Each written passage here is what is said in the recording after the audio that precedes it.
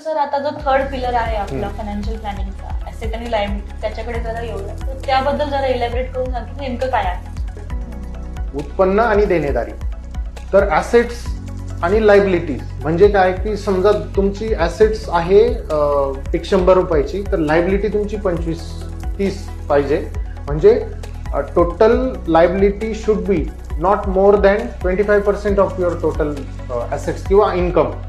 तर आमचं ते रूलच सांगतो आम्ही लोकांना की तुम्ही जेव्हा जेव्हा तुमचं इन्कमच्या 60-40% पर्यंत लायबिलिटी तयार करता, then you are at risk. 2-3 महिने इन्कम बंद होऊ द्या, सगळं कोलॅप्स होऊन जाईल. तर हे तुम्हाला करणं गरजेचं आहे की माझ्या उत्पन्नाच्या किती प्रमाणात मला लायबिलिटी करायची, त्यासाठी हा पिलर खूप महत्वाचा आहे. ऍसेट लायबिलिटी प्रत्येकाला आपल्या याचे कॅल्क्युलेट करता यायला पाहिजे आणि त्याचं अनालिसिस पण करता यायला पाहिजे.